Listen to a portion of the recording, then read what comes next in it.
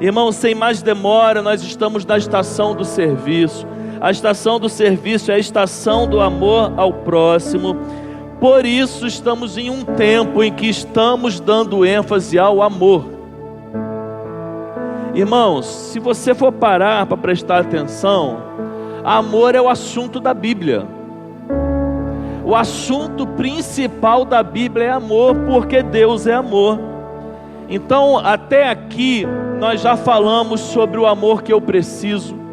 Com base lá em 1 Coríntios capítulo 13, nós lemos que o amor é paciente, o amor é bondoso, não inveja, não se vangloria, não se orgulha, não maltrata, não procura seus interesses, não se ira facilmente, não guarda rancor. O amor não se alegra com a injustiça, mas se alegra com a verdade. Tudo sofre, tudo crê, tudo espera e tudo suporta. Depois, domingo passado, nós fomos ministrados sobre o tema o amor que inspira. E com base em um episódio muito conhecido da palavra de Deus, quando uma mulher pega em flagrante adultério foi levada diante de Jesus, nós aprendemos com Jesus sobre esse amor que nos inspira.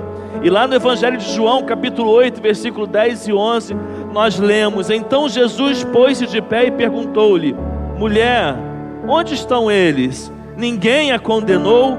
Ninguém, Senhor, disse ela. E declarou Jesus: Eu também não a condeno. Agora vá e abandone a sua vida de pecado. E hoje, irmãos, na nossa terceira mensagem, nós vamos refletir sobre o amor com palavras. Você acha que esse tipo de amor é importante? Você já parou para pensar em quais têm sido as suas atitudes de amor em relação às palavras, em relação às suas palavras? O texto da nossa mensagem nessa noite está na Epístola de Tiago, capítulo 3, te convido a abrir sua Bíblia. Tiago, capítulo 3, versículo de 2 a 10. Todos os líderes de pequenos grupos estão com estudo em mãos. Você que é líder de pequeno grupo, ok? Todos com estudo. Então abre aí sua Bíblia na Epístola de Tiago, capítulo 3, versículos de 2 a 10. Eu te convido para que façamos essa leitura juntos, todos. Tiago, capítulo 3, versículos de 2 a 10. Vamos ler juntos? Vamos lá? Todos tropeçamos de muitas maneiras.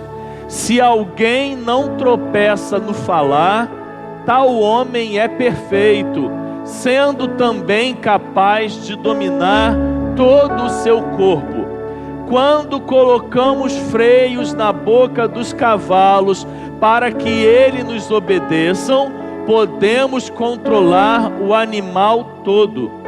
Tomem também como exemplo os navios, embora sejam tão grandes e impelidos por fortes ventos, são dirigidos por um leme muito pequeno, conforme a vontade do piloto. Semelhantemente, a língua é um pequeno órgão do corpo, mas se vangloria de grandes coisas. Vejam como um grande bosque é incendiado por uma simples fagulha. Assim também a língua é um fogo, é um mundo de iniquidade. Colocada entre os membros do nosso corpo, contamina a pessoa por inteiro, incendeia todo o curso de sua vida, sendo ela mesma incendiada pelo inferno. Toda espécie de animais, aves, répteis e criaturas do mar doma-se e é domada pela espécie humana. A língua, porém, ninguém consegue domar. É um mal incontrolável, cheio de veneno mortífero. Com a língua bendizemos ao Senhor e Pai, e com ela amaldiçoamos os homens, feito à semelhança de Deus. Da mesma boca procedem bênção e maldição. Meus irmãos, não pode ser assim. Eu te convido a repetirmos o versículo 2 de Tiago, capítulo 3, que é o versículo central da nossa mensagem. Vamos lá, todos juntos, bem forte. Todos tropeçamos de muitas maneiras. Se alguém não tropeça no falar, tal homem é perfeito, sendo também capaz de dominar todo o seu corpo. Feche seus olhos, queridos, curve sua cabeça. Pai, nós oramos ao Senhor nesse momento que nós acabamos de ler a Tua palavra e vamos refletir sobre ela. Espírito Santo de Deus, ministra a Tua palavra em nossos corações, que possamos entender, receber e entender o recado que o Senhor tem para nós. Oramos em nome de Jesus, amém e amém. Irmãos, a epístola de Tiago tem sido muito comum a nós.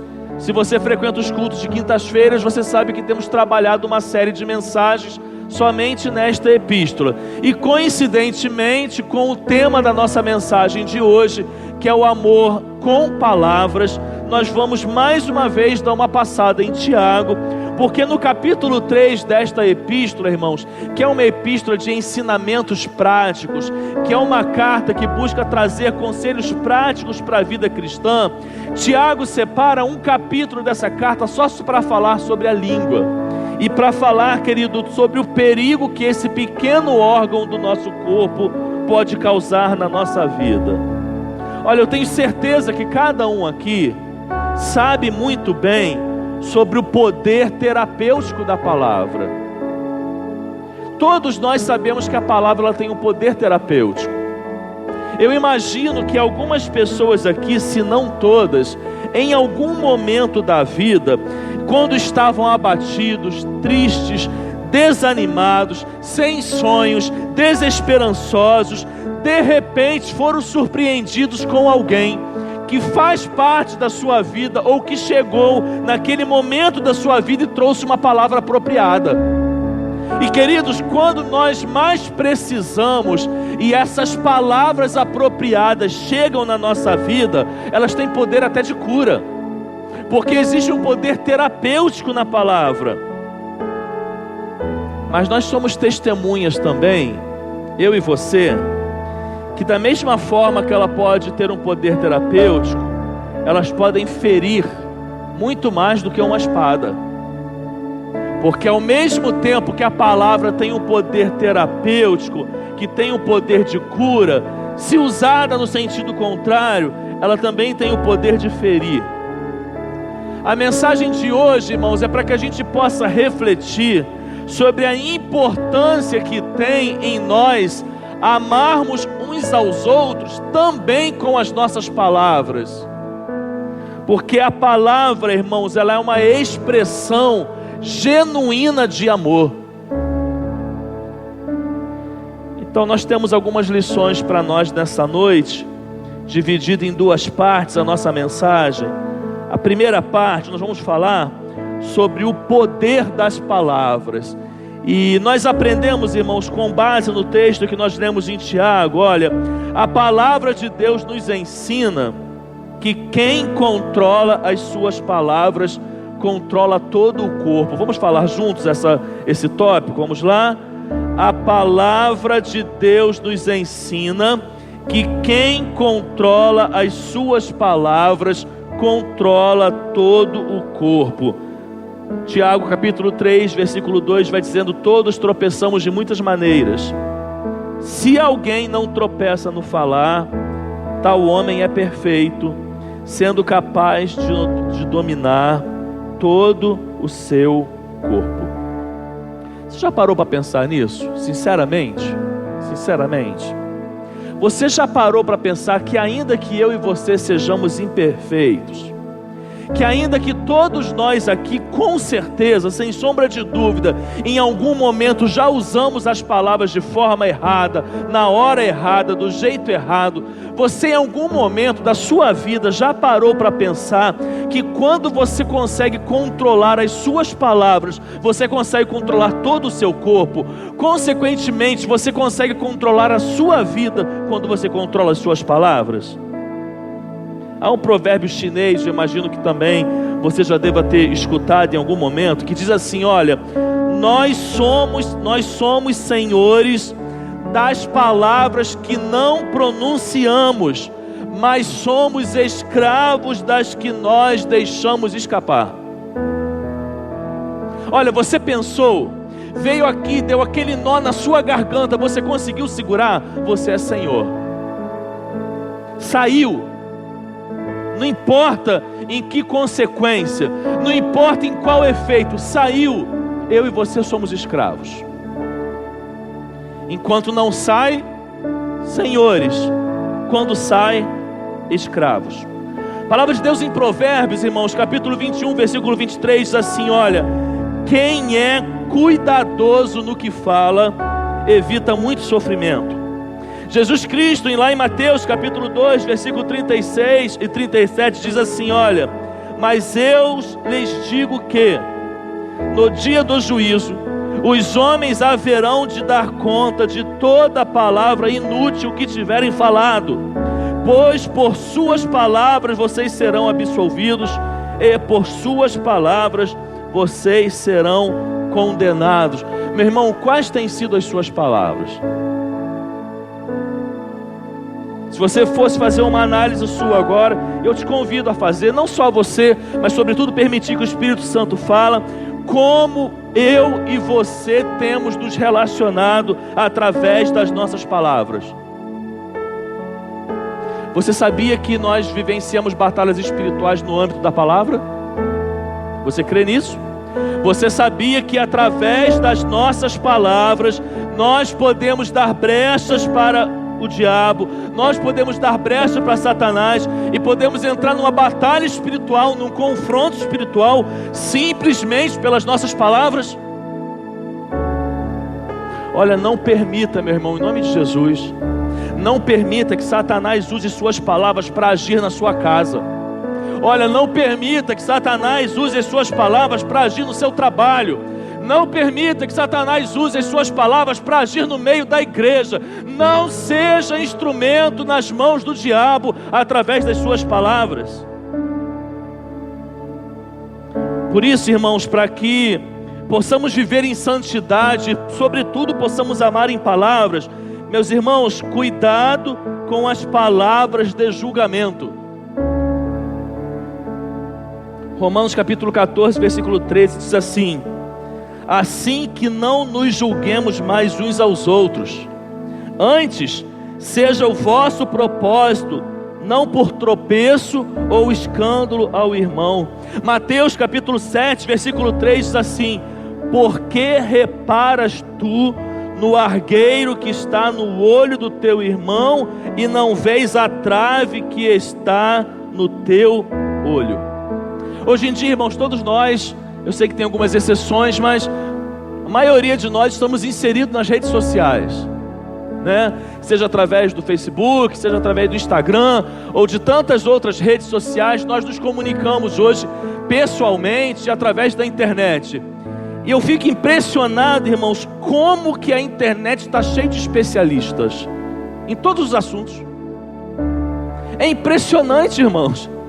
Levanta-se um assunto em rede social, tem especialista de onde você nem imagina. E as pessoas chegam, irmãos, e vêm com um texto enorme, como se fossem especialistas naquilo que estavam fazendo, naquilo que estão falando. Nós vivemos a época, irmãos, que os julgamentos, eles acontecem sem freio, sem filtro. Eles vêm de tudo quanto é lado. E não dá, irmãos, vamos ser sinceros, não dá para a gente falar assim: olha, você não pode julgar. Porque tem momentos que nós precisamos julgar, você concorda? Tem momentos que é necessário que a gente julgue. Um exemplo, você lidera algo, você está controlando algum trabalho, seja no seu trabalho, ou você coordena algo, você em algum momento, quando vive uma situação, você vai precisar julgar. Mas até para julgar, irmão, nós precisamos saber julgar. Um conselho, quando eu e você precisamos julgar alguma coisa, olha, julgue tendo o temor de Deus em primeiro lugar. você precisa emitir julgamento sobre alguma coisa, você precisa dar veredito sobre alguma coisa, você precisa ponderar sobre alguma coisa, faça tendo temor a Deus. Segundo lugar, tenha conhecimento preciso dos fatos. E se você não tem, vá buscar. Sabe por quê? Porque quem precisa emitir algum julgamento não pode fazer pela perspectiva do eu acho. Você não tem que achar nada. Ou você sabe ou você não sabe. E se você não sabe, vai buscar saber. Eu e você, queridos, muitas vezes precisamos emitir posições, emitir sentenças em algumas determinadas situações da nossa vida. Se eu não sei do que se trata, eu não posso julgar enquanto eu não busque saber. Terceiro lugar, quando você precisar emitir um julgamento, seja imparcial. Coloque as suas emoções de lado se for preciso. Coloque as suas preferências de lado. Faça uma suspensão de juízo.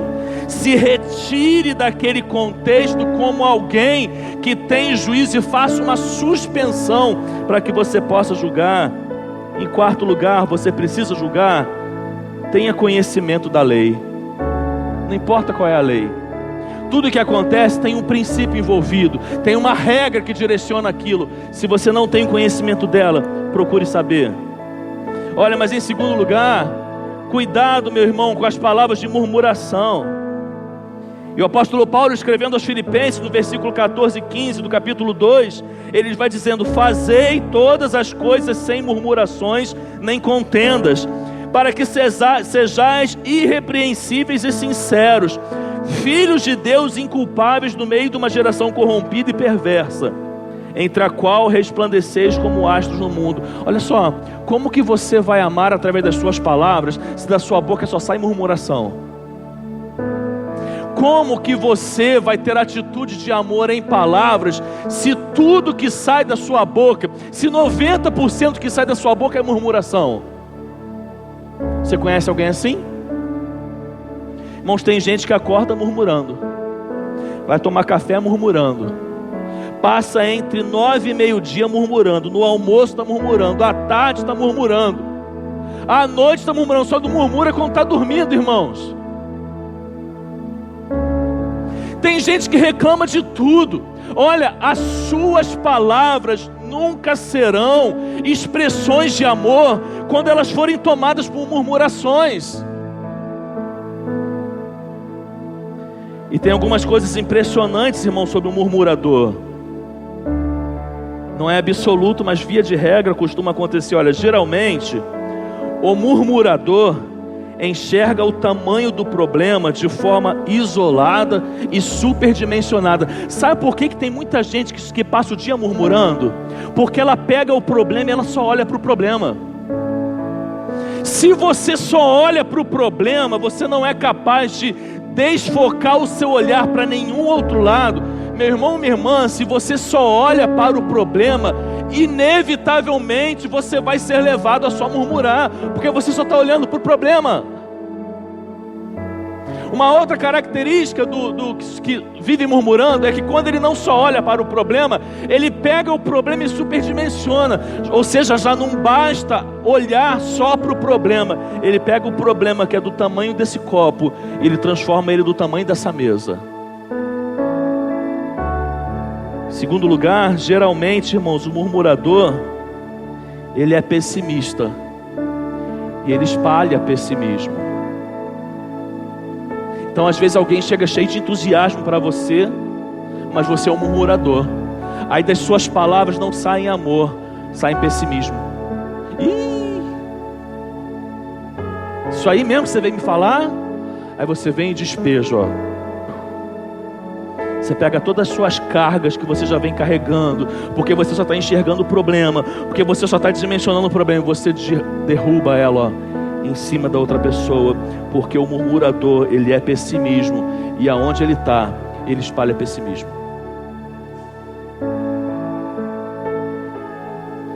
Cuidado, em terceiro lugar, meu irmão, com as palavras de inveja. E quando nós ministramos a primeira mensagem, nós vimos lá em 1 Coríntios que o amor é paciente, o amor é bondoso e o amor não inveja. Quem estava aqui na primeira mensagem lembra que eu disse que existe uma estatística, irmãos, feita por psicólogos e por pessoas que trabalham na área emocional, que diz que o ser humano, via de regra, ele tem mais facilidade de chorar com os que choram do que se alegrar com os que se alegram. Eu fiquei surpreso com essa informação, sobretudo quando eu vi que ela parte de uma pesquisa de quem trabalha na área emocional e trabalha com pessoas. Mas por que, gente? Por que o ser humano consegue mais chorar com os que choram do que se alegrar com os que se alegram? Sabe por quê? Por causa da inveja. Porque muitas vezes, quando você tem a oportunidade de se alegrar com o que se alegra, aquela sementinha maldosa da inveja já está no seu coração e já corrompeu você. Aí você fala, mas por que ela e não eu? E às vezes, meu irmão, vamos ser sinceros, às vezes a gente não fala, às vezes a gente nem demonstra, mas está onde? Está aqui. Eu e você sabemos muito bem o que é isso. E quando perde o nosso controle, a gente joga isso para as palavras. Meu irmão, cuidado com as palavras de maledicência. Maledicência é um termo chique, né, para a gente usar na igreja, mas é fofoca. Quando a Bíblia fala de maledicência, ela está falando de fofoca. E Colossenses capítulo 3, versículo 8 vai dizendo: mas agora despojai-vos também de tudo, da ira, da cólera, da malícia, da maledicência, das palavras torpes da vossa boca. E em quinto lugar, cuidado, meu irmão, com as palavras de mentiras. Portanto, cada um de vocês deve abandonar a mentira e falar a verdade ao seu próximo, pois todos somos membros de um mesmo corpo. Em segundo lugar, irmãos, nós aprendemos aqui na Epístola de Tiago que as minhas palavras, elas apontam para onde eu vou. E elas podem guiar grupos ou até mesmo nações. Presta atenção. As nossas palavras, elas apontam para onde nós vamos. E elas podem não apenas nos direcionar, mas elas podem guiar grupos e até mesmo nações. Versículos 3 e 4. Quando colocamos freios na boca dos cavalos para que eles nos obedeçam, podemos controlar o animal todo. Tomem também como exemplo os navios. Embora sejam tão grandes e impelidos por fortes ventos, são dirigidos por um leme muito pequeno, conforme a vontade do piloto. Quero citar um exemplo disso que a palavra pode direcionar e mover grupos.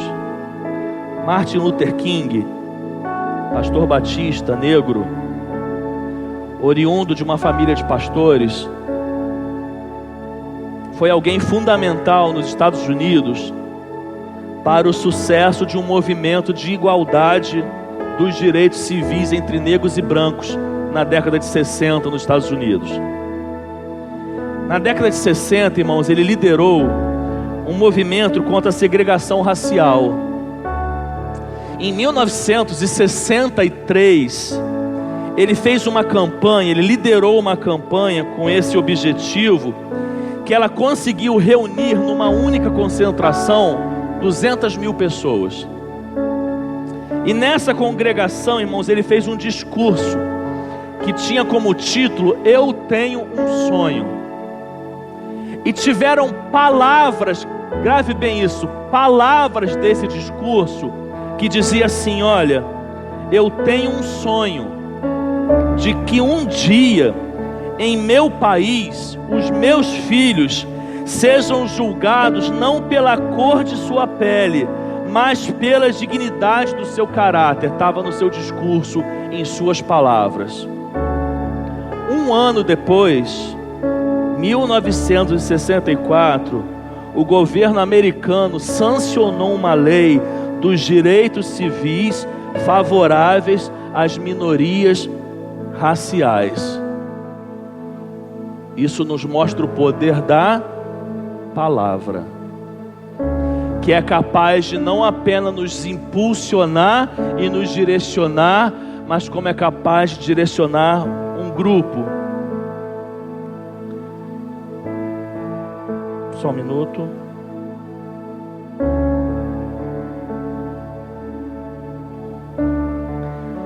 Para não faltar o exemplo ruim, uma vez que eu dei o exemplo bom, que foi Martin Luther King, pelo mesmo poder da palavra, irmãos, Adolf Hitler, um orador, acima de tudo um orador que eletrizava massas e conduzia multidões inteiras a loucuras e às práticas desumanas, usou de suas palavras para levar um país inteiro à guerra. Irmãos, palavras nos movem, palavras movem grupos, palavras nos unem, mas palavras também nos dividem. Cuidado com as suas palavras. Terceiro lugar dessa primeira parte, terceiro e último lugar dessa primeira parte, as palavras podem não apenas nos dirigir, irmãos, mas as palavras podem destruir. Tiago capítulo 3, versículos 5 e 6 diz assim: semelhantemente, a língua é um pequeno órgão do corpo, mas se vangloria de grandes coisas. Vejam como um grande bosque é incendiado por uma simples fagulha. Assim também a língua é um fogo, é um mundo de iniquidade. Colocada entre os membros do nosso corpo, contamina a pessoa por inteiro, incendeia todo o curso de sua vida, sendo ela mesma incendiada pelo inferno. Tem um episódio da Bíblia, irmãos, está lá em 1 Samuel, você não precisa abrir, e nós também não leremos o texto, eu vou explicar para você. Tem um episódio muito interessante que ele combina com isso aqui, que está lá em 1 Samuel. Todos nós sabemos que Davi, ele foi escolhido para ser rei no lugar de Saul, né? E quando Saul recebe essa notícia, isso transtorna ele. Ele chega a ficar fora de si, tomado por um ódio em relação a Davi. Então ele começa a perseguir Davi. E lá em 1 Samuel você vai encontrar vários momentos em que Saul está perseguindo Davi e que Davi está fugindo de Saul. Só que numa dessas fugas, irmãos, Davi chega com os seus homens numa cidade chamada Nob, N-O-B de bola, Nob. E essa cidade, irmãos, era uma cidade que morava um grupo de sacerdotes. Presta atenção, Davi chega nessa cidade com muita fome, ele e os seus homens, só que não tinha nada para comer naquela cidade, exceto os pães da preposição.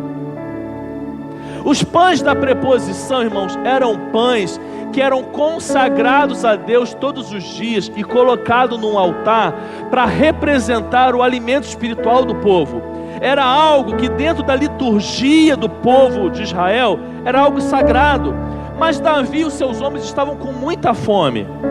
Então teve um sacerdote desses que, a pedido de Davi, pegou os pães da preposição e deu para Davi comer junto com seus homens. Só que tinha um outro homem que assistia a isso, o nome dele era Doeg. E ele, vendo o que aconteceu, ele vai até Saul e ele distorce os fatos. Ele não chega diante de Saul e diz apenas que um sacerdote deu os pães da preposição para Davi. Sabe aquela história quando você vai contar um ponto, você aumenta outro, e você distorce as coisas, ou então você piora as coisas? Esse homem vai até Saul e fala assim: olha, tem um sacerdote lá que ele está assim, em parceria com Davi contra você. Ele está em rebelião contra você.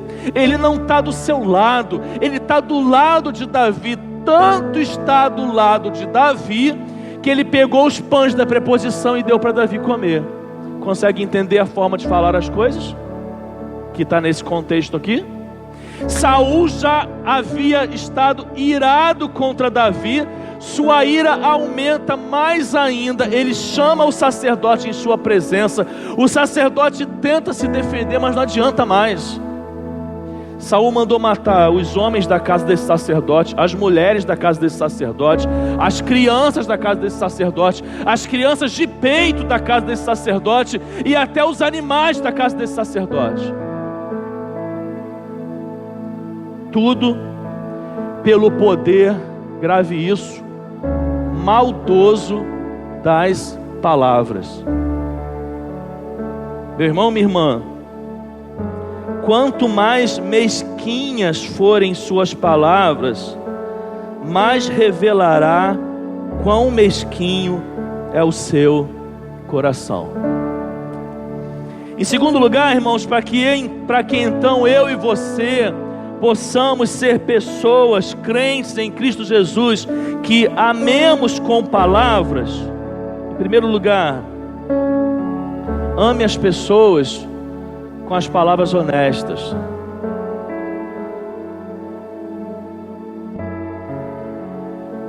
O amor não se sustenta com palavras de bajulação.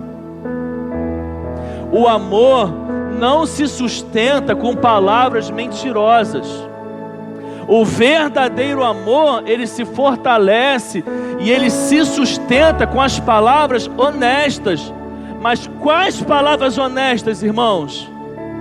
As que são ditas em amor. Deus não quer um relacionamento para você marcado por falsidade, não. Deus não quer que você ame qualquer membro da sua família, ou qualquer pessoa que você se relacione, ou um membro da igreja com falsidade, não.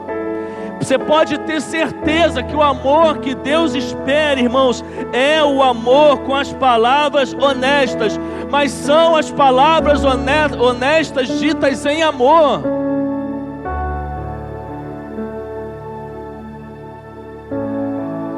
Primeira Coríntios capítulo 13, versículo 6. O amor não se alegra com a injustiça, mas se alegra com a verdade. Olha aqui, se você tem se relacionado com alguém, seja esse alguém próximo, íntimo de você, ou até mesmo que não tenha tanto contato, e você tem usado de falsidade, e você tem sido duas caras com essa pessoa, esse não é o relacionamento que Deus espera que você tenha. Irmãos, na vida nós precisamos ter as conversas difíceis. As conversas difíceis muitas vezes vão exigir de nós honestidade, mas é uma honestidade dita em amor.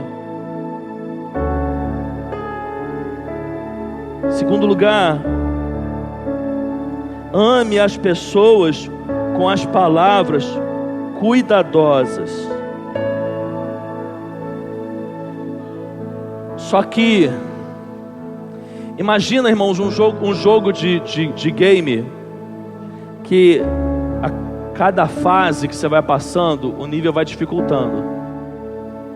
Falar que nós devemos amar com palavras cuidadosas, se eu disser só isso tem um nível de entendimento. Mas agora eu vou te dizer em que momentos da nossa vida nós precisamos usar as palavras cuidadosas. Primeiro momento, nos momentos de raiva. Seja sincero, quantos aqui já passaram por experiência de estar explodindo de raiva, mas conseguiram usar palavras cuidadosas para falar com a pessoa, ainda que estivesse explodindo de raiva? Quantos aqui, irmãos? Em nome de Jesus. Amém. Amém.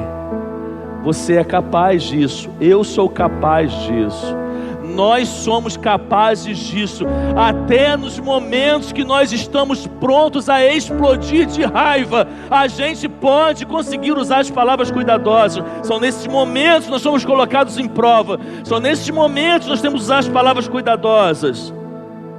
Segundo momento, ao contar algo para alguém, para que você não transforme isso numa fofoca e numa maledicência, como nós dissemos, use as palavras cuidadosas. Sócrates, irmãos, considerado o pai da filosofia, interessante isso aqui, ele costumava falar sobre a necessidade de nós passarmos tudo que ouvimos por 3 peneiras, acredito que muitos aqui já devem ter ouvido isso. Isso vem de Sócrates, vem da filosofia. Então, ouviu algo, pega o que você ouviu e passa por 3 peneiras. A primeira peneira é a peneira da verdade. Você está me dizendo a verdade? Ou o que essa pessoa me disse é verdade? Foi comprovado que é verdade? Se não foi, eu tenho como buscar saber se é verdade? Essa é a primeira peneira. Mas tem a segunda peneira. Você já falou para a pessoa envolvida o que você está me falando? Essa é a segunda peneira. A primeira é verdade.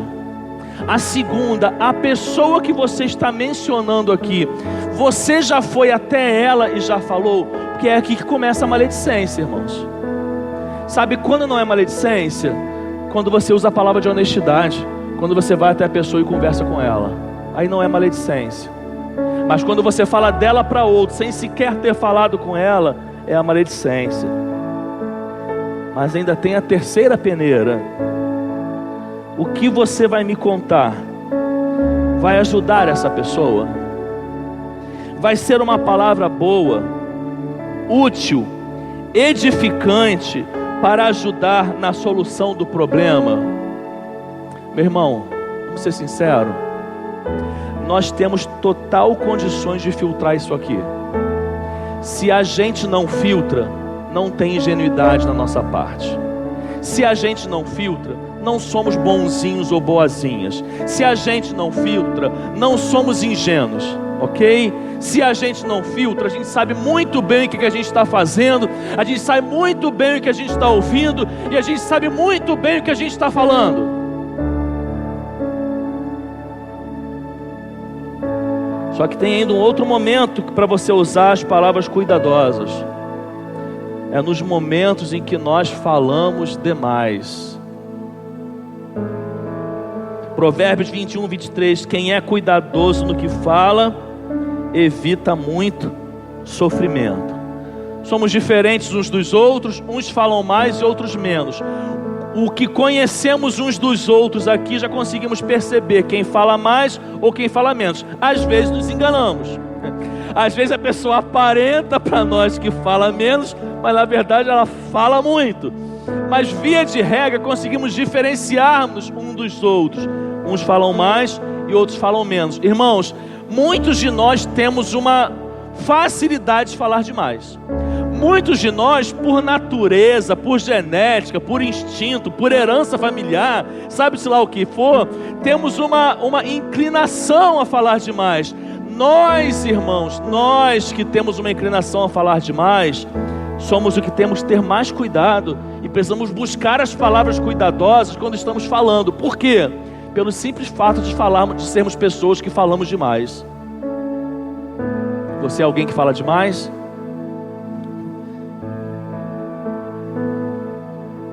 Tem uma decisão para nós. Tem uma decisão para transformar a nossa vida. Tem uma decisão para transformar a nossa vida. Coloque um zíper na sua boca.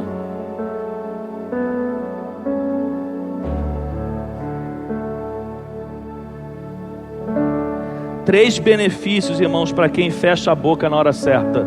3 benefícios. Primeiro, você vai pecar menos. Quando você fecha a boca na hora certa, você peca menos. Segundo, você vai se sentir melhor, acredite. Você não vai morrer porque você não falou. Você vai se sentir melhor. No fundo, você vai se sentir melhor. Terceiro, irmãos, que é muito bacana, você vai parecer que é mais inteligente. Simplesmente porque fechou a boca na hora certa. Terceiro lugar, para que eu e você amemos com palavras. Irmãos, ame as pessoas com as palavras que edificam.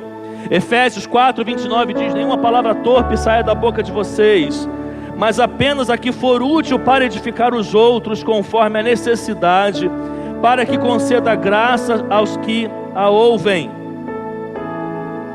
Palavras torpes, irmãos, não significa apenas palavrões, tá? Como alguns pensam. Palavras que humilham os outros também são palavras torpes. Interessante, irmãos, pensar que algumas coisas, olha isso, algumas coisas não são necessariamente erradas, elas apenas não são necessárias para serem ditas. Tem coisas, irmãos, que na sua essência não é necessariamente errado, apenas não é necessário ser dito. Concluindo, irmãos, palavras são como tinta que nós jogamos na tela da vida das pessoas. Nós estamos incentivando a cada um dos irmãos a vivenciar atos de amor. E vai um incentivo aqui para essa semana. O incentivo dessa semana, irmãos, é que amemos com palavras. De verdade, irmãos. Olha, por mais trabalhoso que seja para você, faça um esforço, irmãos, para que essa semana você ame com palavras de forma que você não está acostumado a amar. Olha, acredite, eu e você somos capazes de surpreender nessa área. Olha, eu e você somos capazes de rompermos barreiras nessa área. Olha, eu e você somos capazes de irmos além. Tem gente que precisa ir muito além. Meu pai morreu em 2014.